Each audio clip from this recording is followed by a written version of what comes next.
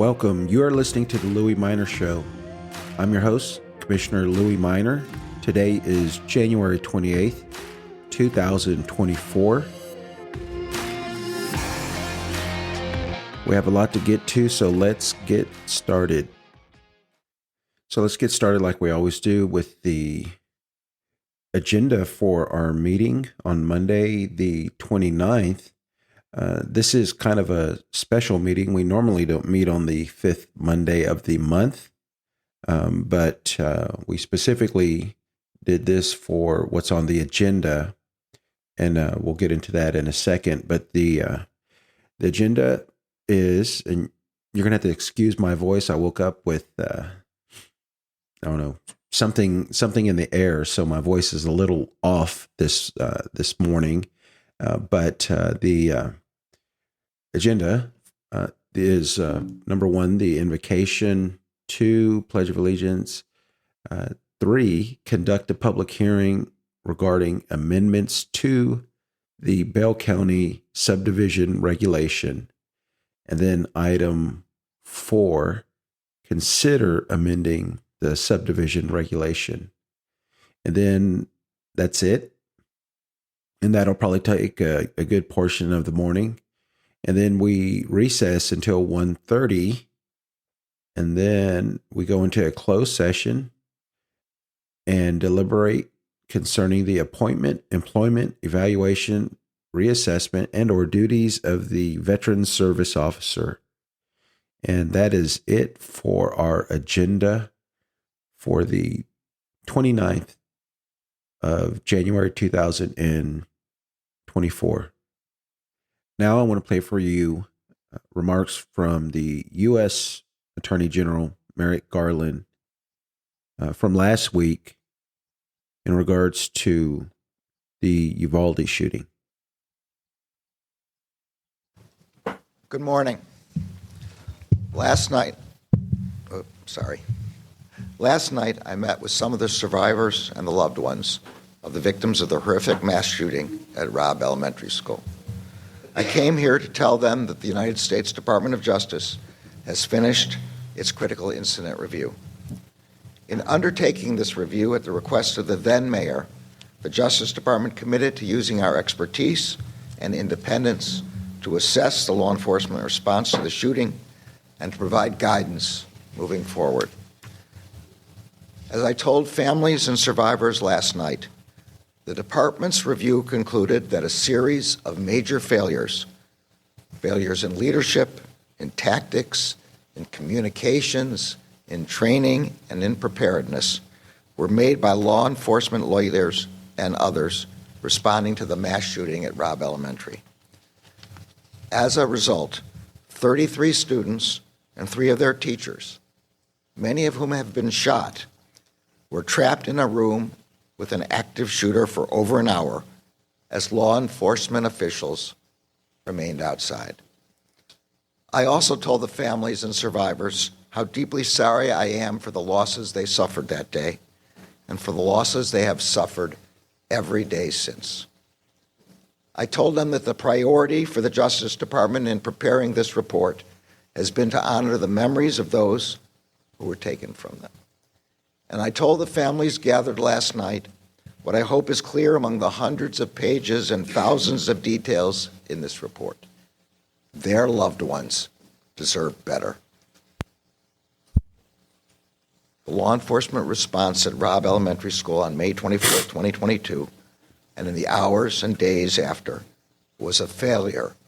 We hope to honor the victims and the survivors by working together to try to prevent anything like this from ever happening again, here or anywhere. I'm now going to turn to the key observations and recommendations of the report. On May 24, 2022, at 11:33 a.m., an active shooter wearing body armor and equipped with a high-power AR-15 rifle entered Robb Elementary School and began shooting into classrooms 111 and 112, which shared a connecting door. Within minutes, 11 law enforcement officers from the Uvalde Consolidated Independent School District and the Uvalde Police Department arrived inside the school. Hearing continued gunfire, 5 officers immediately advanced toward classrooms 111 and 112.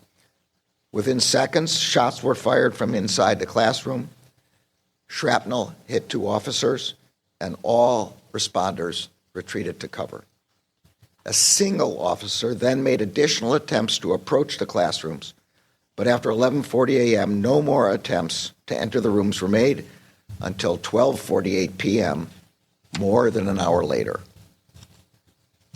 As a consequence of failed leadership, training, and policies, injured and scared students and teachers remained trapped with the subject in the classrooms, waiting to be rescued.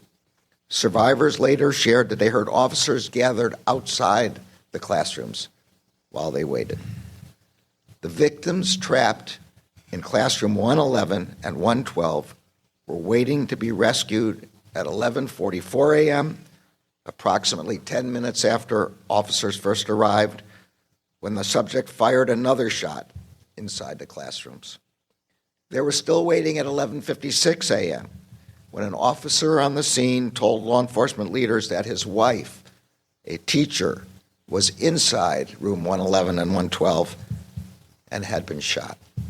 They were still waiting as broadcasts went out on officer radios that a student trapped inside rooms 111 and had called 911 at 12:10 p.m. to say that the student was in a room full of victims. That student stayed on the phone with 911 for 16 minutes.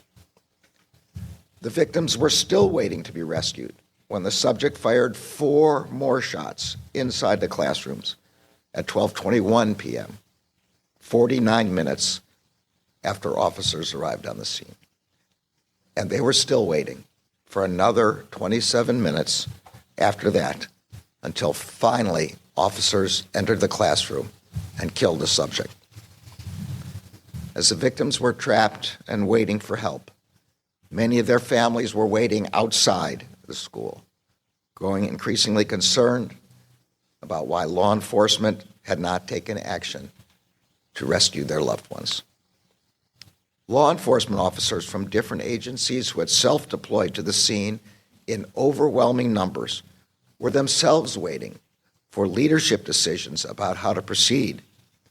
Many officers reported that they did not know who, if anyone, was in charge, what they should do, or the status of the incident. Some officers were confused about why there was no attempt to confront the active shooter and rescue the children. Some officers believed the subject had already been killed, or that law enforcement was in the room with the shooter.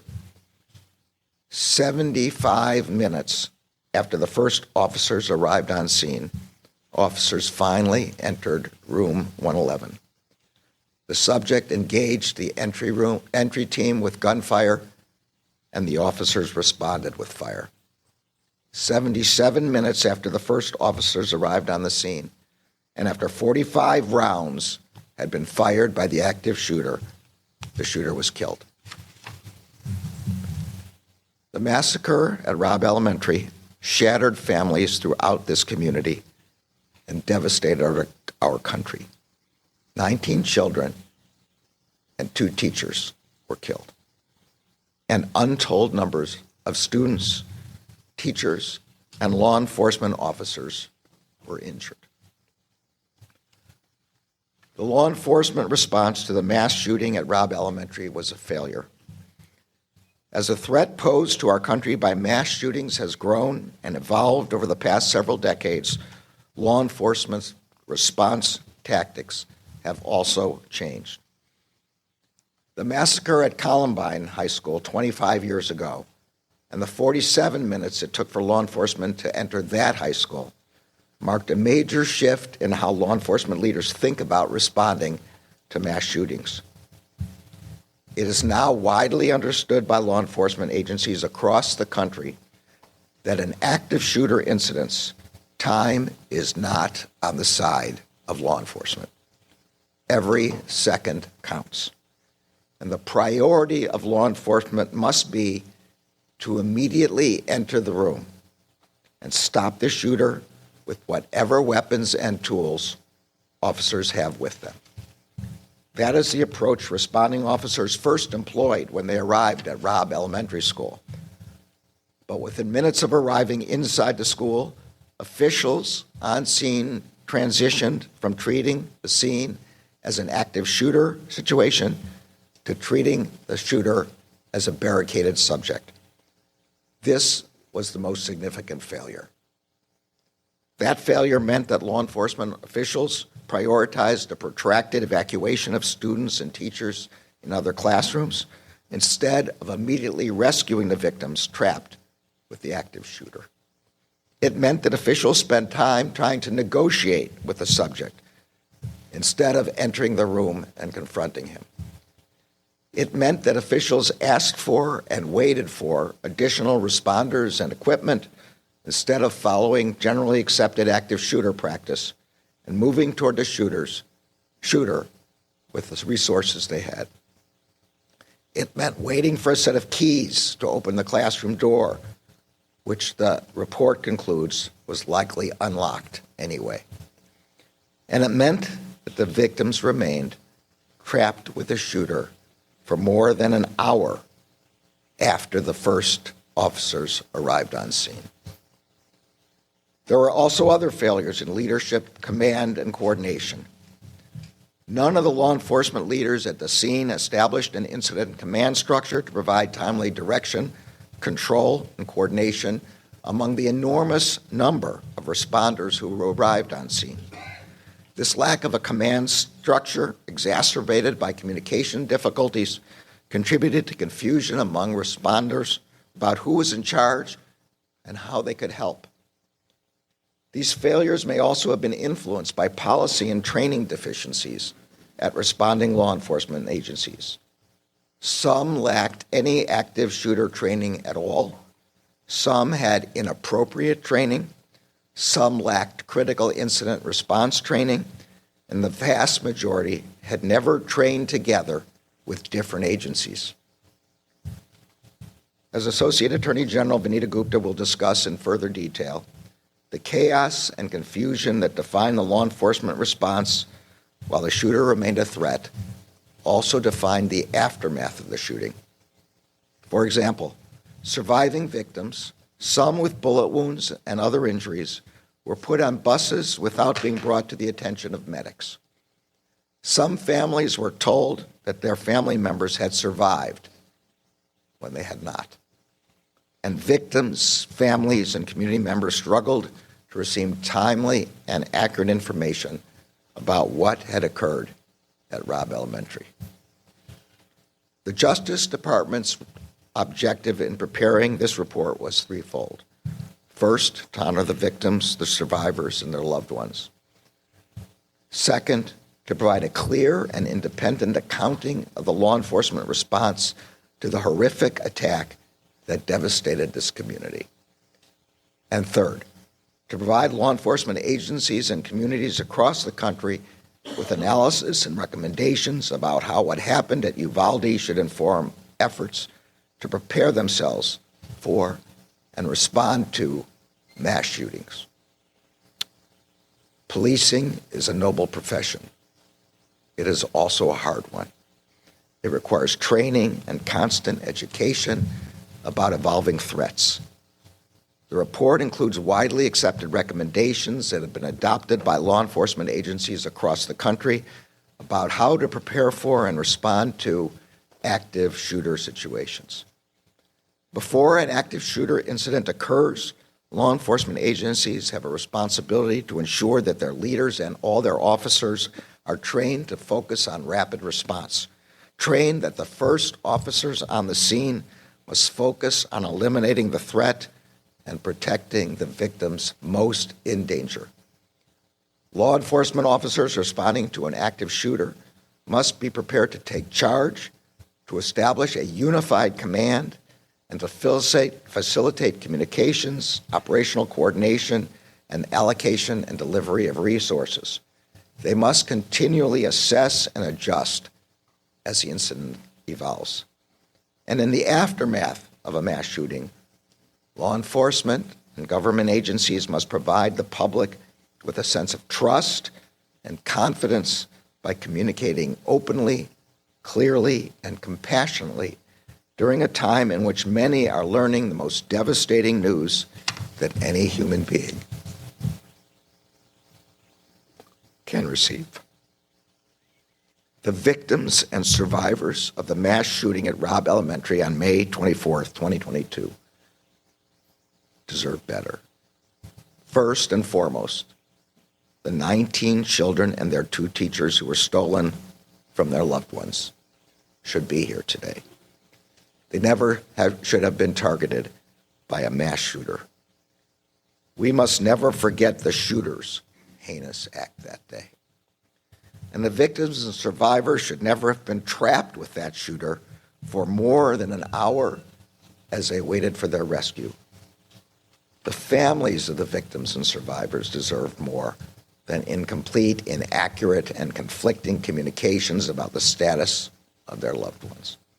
This community deserved more than misinformation from officials during and after the attack. Responding officers here in Uvalde, who also lost loved ones and who still bear the emotional scars of that day, deserve the kind of leadership and training that would have prepared them to do the work that was required. Our children deserve better than to grow up in a country where an 18-year-old has easy access to a weapon that belongs on the battlefield, not in a classroom.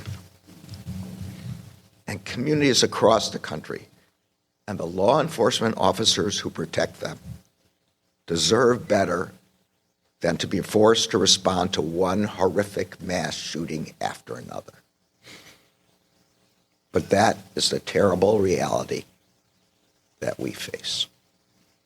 And so it is a reality that every law enforcement agency in every community across the country must be prepared for. No community and no law enforcement agency should have to face that threat alone. That is why we came to Uvalde, and that is why we are releasing this report. The Justice Department remains committed to working in partnership with communities across the country and with the law enforcement agencies working to protect those communities every day. In particular, we stand ready to help communities and agencies prepared to respond to a terrible incident like the one that occurred here. We have concluded the department's review, but we know that the work of healing here in Uvalde is only beginning. We are humbled and grateful to stand with this community as you remember and honor your loved ones. I will now turn the podium over to Associate Attorney General Vanita Gupta. Her leadership has been key to the department's efforts to conduct an independent, fair, and comprehensive review of the horrific mass shooting of May 24th and its aftermath. I am also grateful to the entire Critical Incident Review Team and to the department's COPS office under the leadership of Hugh Clements for their tireless work. Benita. So again, we're reminded of this tragedy, the failure of law enforcement, many of them state troopers that are part of Operation Lone Star, the border mission from the Texas governor. But one kid with an AR-15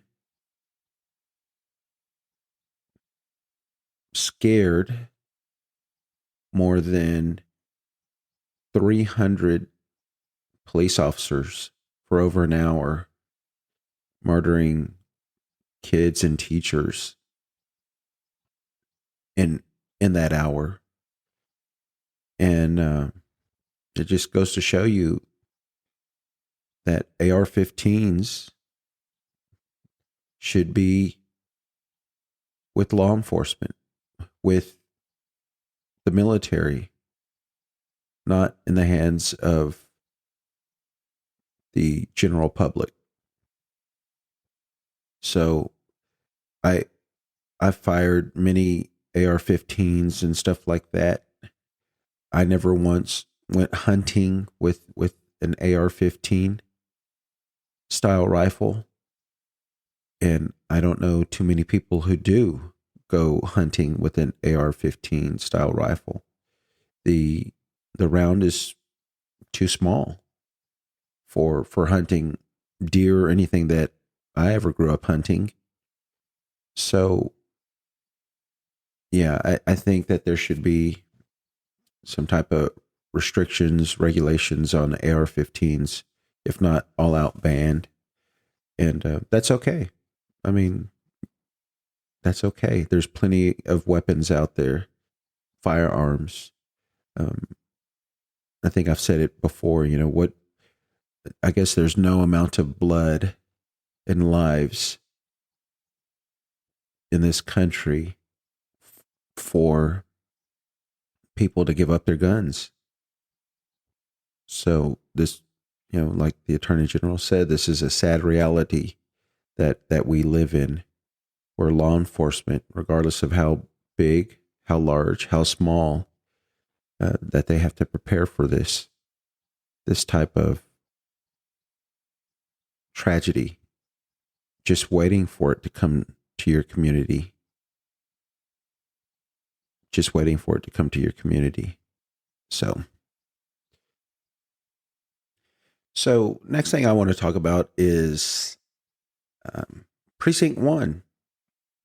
Let's talk about Precinct 1 for a second. So Precinct 1 is obviously one of the county commissioners. Well, depends too on which one you're talking about. The JP and Constable Precinct 1, which is different from the actual Commissioner Precinct 1.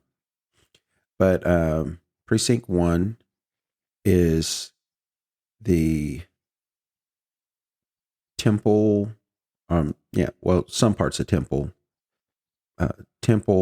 Belton, Holland, Little River, kind of goes through the middle of the county. And, all the commissioners are about 90,000+ in population. And we've never had a Democrat run that I'm aware of. I think Irene Andrews, a great local Democrat that has been involved in everything, and she would jump in a heartbeat and help you out if you ever need anything. Great heart, both Joan and Irene. Great community value to the community. But I think she ran in 2010 or 12. But anyways, since then, no one has ran for that office on the Democratic side until now. We have an individual running for a county commissioner in Precinct 1 on the Democratic side. On the Republican side, the incumbent, Russell Snyder, is running for re-election. I believe this is going to be his third term. He's finishing his second term now and going to seek a third term. But unless we have candidates running, that are actively, looking into things, looking into their opponents, some stuff would never come out or reach the light of day. And I'm going to go into something here in a minute that is very puzzling and troubling, at least for me as a voter, as someone that is involved in, but anyways, so it was brought to my attention that that our Precinct 1 county commissioner doesn't live in the precinct. And when I was initially told that, I blew it off. I was like, yeah, right. That sounds absurd. That sounds absurd. I would never have bothered looking into something like that because that's how absurd it sounds. I'm registered to vote in precinct 406.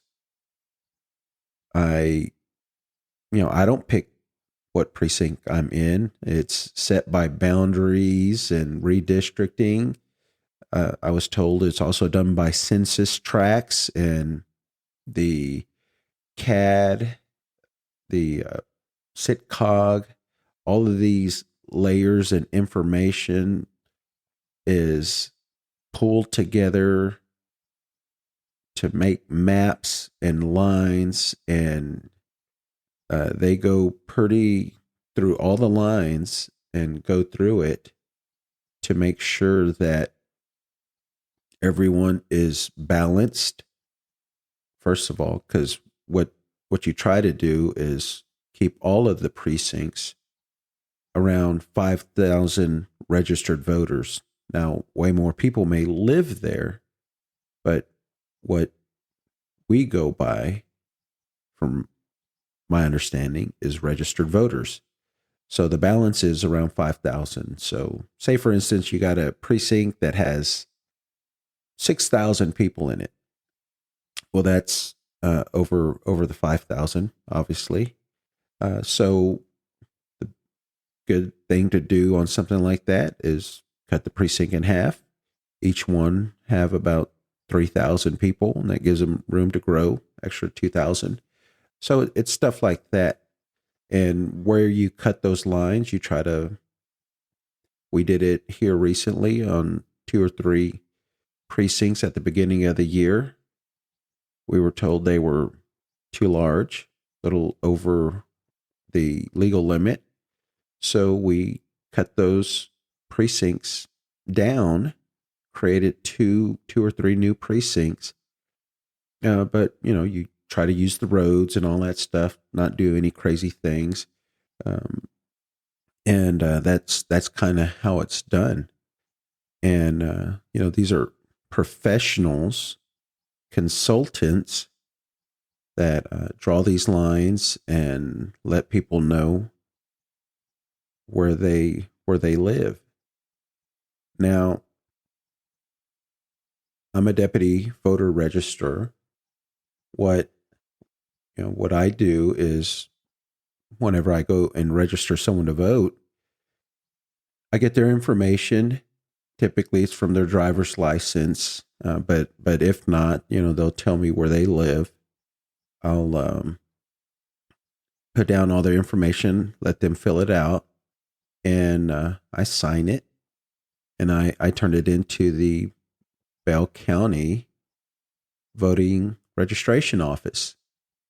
Now, what they do with it, I don't know, but I assume they put your address in there in some system, and that system will tell you where you live, what precinct you're in, and assign that precinct number to you, and then send you your card. There's not much more than that. I guess they got to verify that you're a U.S. citizen. How they do that, I don't know. Maybe Social Security number. I mean, you got to give your date of birth on the registration card. So you got to give your birth, your name, middle name, all that stuff, date of birth, mailing address, primary address, a telephone number, and then you sign it and turn it in. Like I said, they verify all that stuff, and that's it. I mean, it's a pretty simple process. So you would think, like I said, I've never had someone tell me that they were not able to register unless maybe they were a felon or they don't live in the county.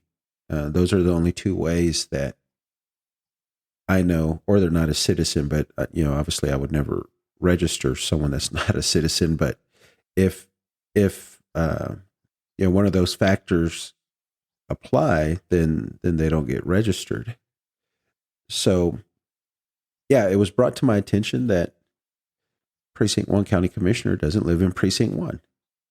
And like I said, I didn't believe it. So I punched in the address.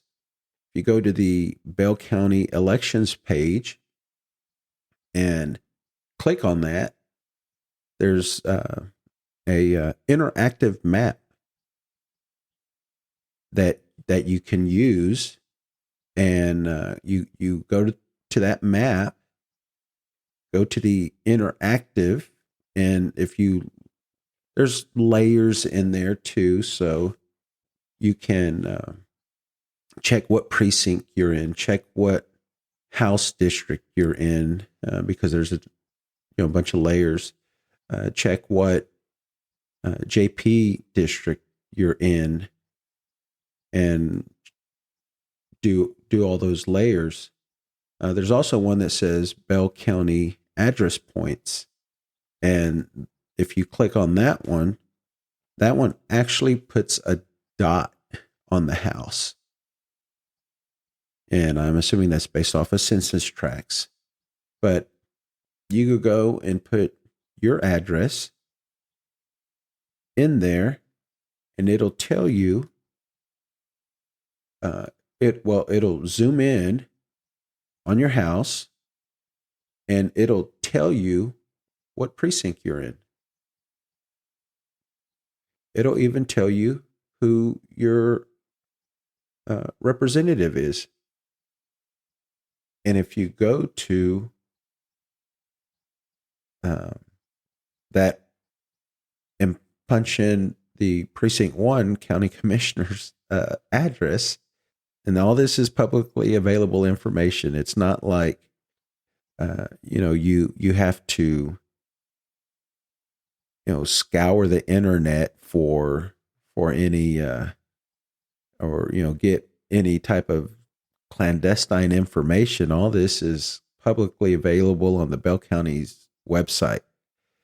So all this information is there, but you put the address in, it zooms in, it says Precinct 3, and then it tells you who the representative is for that precinct.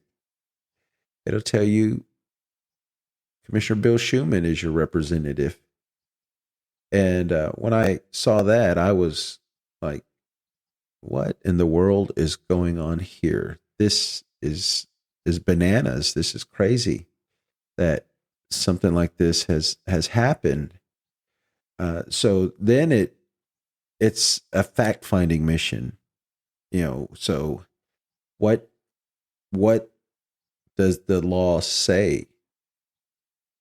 So their Precinct 1 County Commissioner has a couple of tracts of land out there, and one tract is in Precinct 1, I guess the frontage to the road, but it's a completely separate parcel than all the other tracts. And those tracts, all the other tracts, are in Precinct 3. Now, I've been on the Planning and Zoning Commission for the city of Killeen for years now, going on 3+ years. I am the chair of the Planning and Zoning Commission. We go to training. And then even on the Commissioner's Court, we do a lot of platting, subdividing parcels and all that stuff. So we have a lot of, I'm speaking from experience. I have a lot of experience in this. And when you subdivide stuff like that, if you don't have a dedicated easement or something to that effect, you're creating separate parcels, and they can be sold off individually, and that's it. That's it. Normally, whenever you especially in the county when we're breaking up stuff, we look at that. Is there a dedicated easement? Is there's egress and in and out of the property? And we have to include that whenever we break up parcels. But the fact of the matter in this issue, that hasn't happened. And County One, and that's what we end up with this incident where County Commissioner of Precinct 1 lives in Precinct 3. So then you got to go and look at the Texas Election Code. What does the law say about it? You know, what does the law say about? Well, there's a couple of things. It defines what registration is, but it's a little ambiguous as far as street. It says put primary, and even when you register, you could put it says resident address, and then it says at the bottom mailing address. So yeah, you could have two different addresses. You cannot register at a PO box. I think that's settled law. You cannot register at a PO box. So, you know, what's going on here? Apparently, Precinct 1 County Commissioner is obviously registered in Precinct 1, but lives in Precinct 3. So I looked up an Attorney General opinion from 2004 at that time it was Attorney General Greg Abbott, you know, the liberal Greg Abbott, Attorney General. And there's a specific case. This is I'll read you the opinion number so you could look it up if you would like. It's GA-0141, where then State Representative Rodney Ellis, he is now County Commissioner in, I believe, Precinct 3 in Harris County. But he was asking 3 questions regarding voter eligibility and residency requirements for voting in Texas, particularly with the respect to students enrolled in higher education. So I guess there was an instance where in Waller County, that's by Harris County, Sahoma Prairie View A&M was trying to not allow Texas A&M, Prairie View A&M students to register, said that they weren't residents. So I think this is a great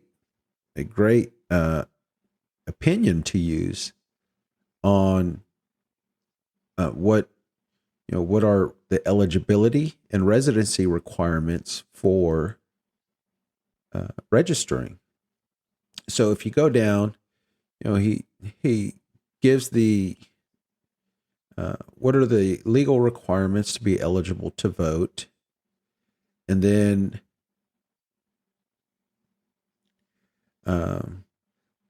define residence. And it says right here, and this is straight from the election code 1.015 of the Texas election code defines residence. In this code, residence means domicile, that is one's home and fixed place of habitation to which one intends to return after a temporary absence. Residence shall be determined in accordance with the common law rules as defined by the courts except as provided otherwise in this chapter. A person does not lose a person's residence by leaving the person's home and to go to another place temporarily for temporary purposes only. A person does not acquire residence in a place to which the person has come for temporary purposes only and without the intent of making that place the person's home. A person who is an inmate in a penal institution or who is an involuntary inmate in a hospital or eleemosynary institution does not, while an inmate, acquire residence at the place where the institution is located. So that defines residence. And then if you go to the next section in this lengthy Attorney General's opinion, it says residency requirements for voter registration in United States versus Texas. So there was obviously a legal challenge to the state of Texas brought on by the United States in regards to voting registration in 1964. And this goes into more detail of residency requirements for voter registration. And I'll just read you the first section of this. As noted above, in order to register to vote, one must be a resident of the county in which one desires to vote. Residence for the purpose of both registration and voting is defined to mean domicile, one's home, and fixed place of habitation to which one intends to return after any temporary absence. Do I need to read that again? So you know exactly what this Texas Attorney General and this Texas U.S. Supreme Court said. Let me say it again one more time. Residence for the purpose of registration and voting is defined to mean domicile, one's home, and fixed place of habitation to which one intends to return after any temporary absence. I don't think that includes a street address. I don't think that includes a mailbox. I think it's very clear what it includes. A house, one's home, a place of habitation. That's what this refers to. So if that's the case, if you look back at what we were saying about Precinct 1 and go to the map, don't take my word for it, but go to the elections map and put in that address, all publicly available information, and see what it tells you. And it'll be very clear that I guess Precinct 3 has 2 county commissioners. And I used to be in law enforcement, and we say the term prima facie, and prima facie is a term. It just says, it means upon initial examination, sufficient corroborating evidence appears to exist to support a case. So, based off of everything that's out there, there's prima facie evidence to believe that our county Commissioner Precinct 1 actually lives in Precinct 3. So who has standing to bring up a case like that?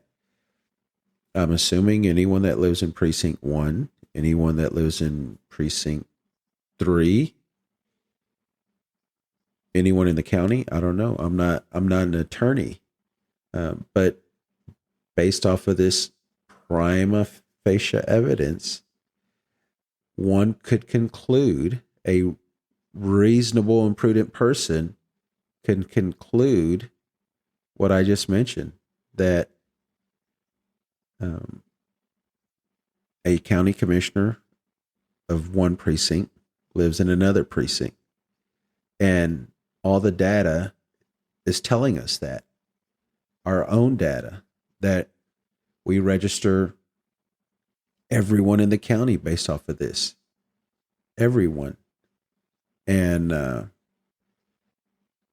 except for in this case, we don't. So that's very troubling to me.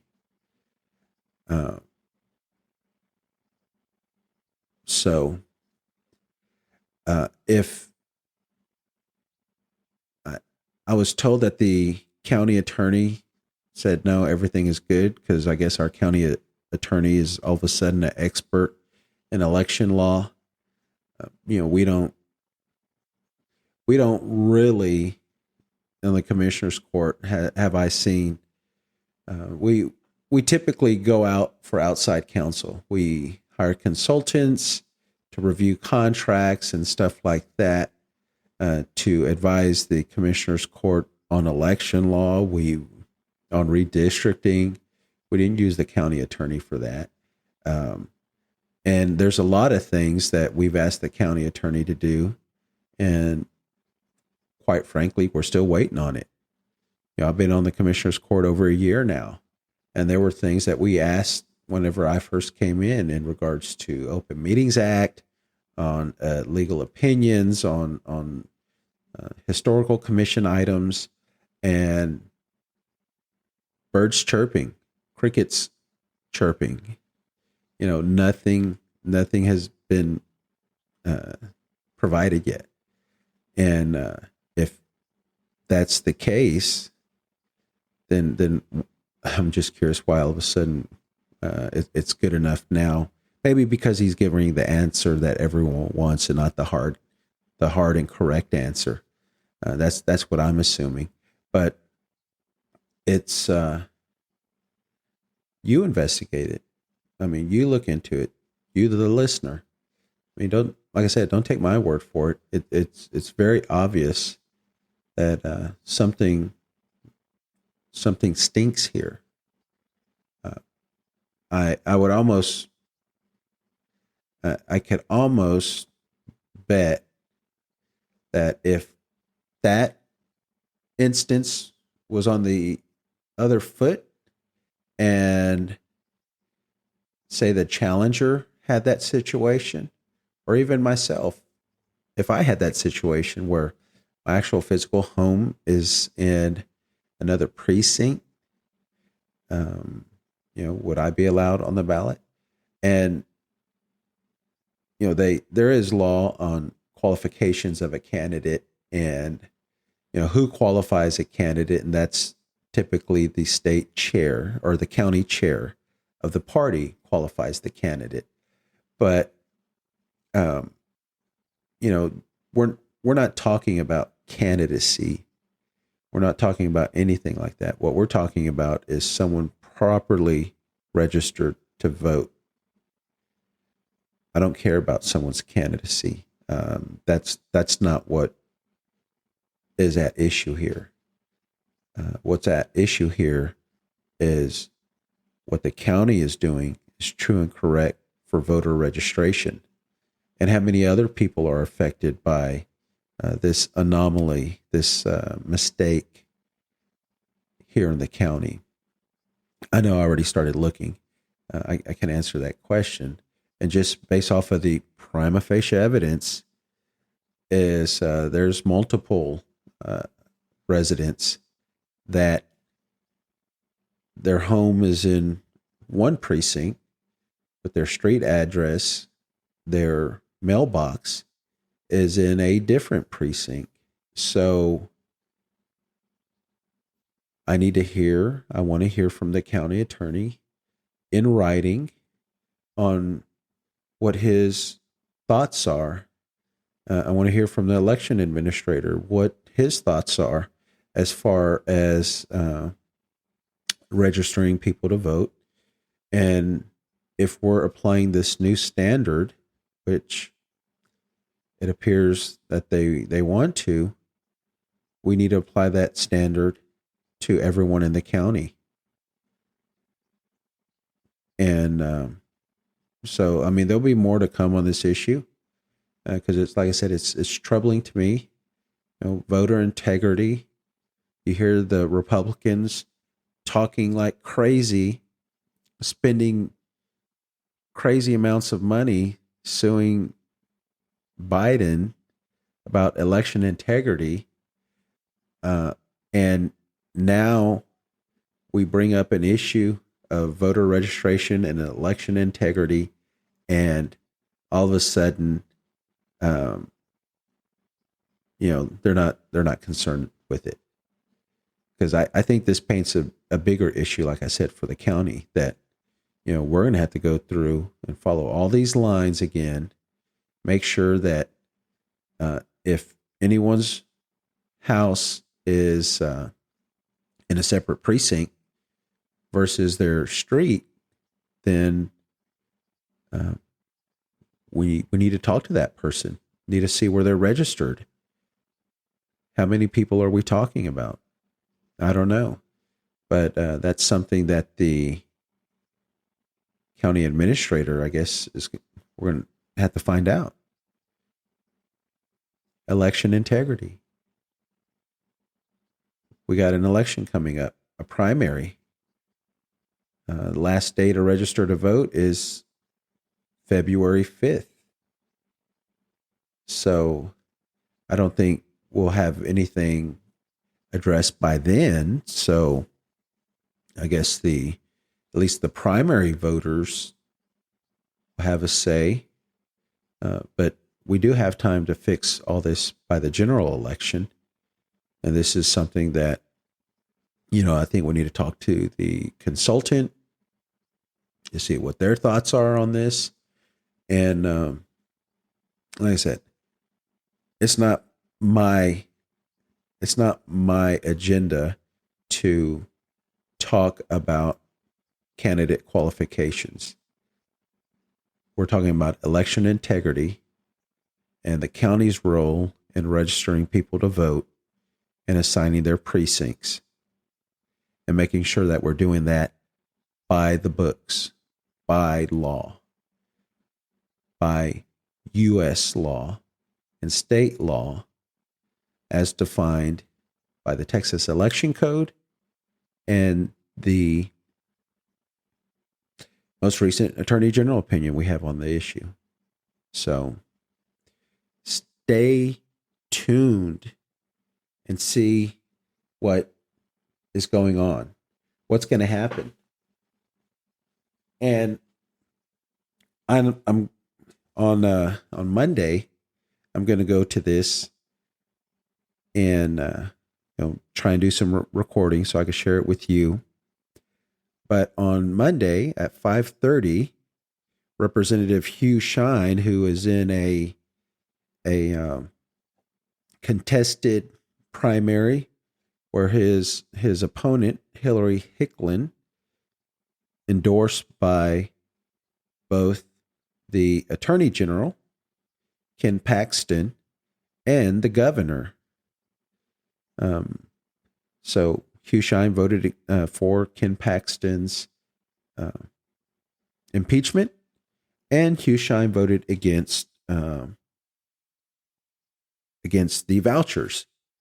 So they want Hugh gone. I don't see it happening. I see a lot of support for Hugh Shine, but we're going to see here shortly. But anyways, Hugh thought it's a great idea to let's show him how tough he is on the border and he's going to have this border security symposium with all the clown cars. We have Congressman John Carter. He's going to be there. A rare sighting indeed. And then August Pfluger, he'll be there. And then some people from the State House. And they're going to let us know what they're doing, how much wall they're building, how much razor wire they're putting up to stop these mothers and kids that are seeking asylum from getting in this country or dying, letting them die, do it. I'm curious to see what are they going to do for me and my family? How are they going to keep us safe now that this law has been passed that if you look like you're illegal, you could be arrested, questioned. What is the probable cause if someone suspects, if law enforcement suspects that you are entered illegally? What is that prima facie evidence? What is that? Brown skin, working at a restaurant or working on a construction site?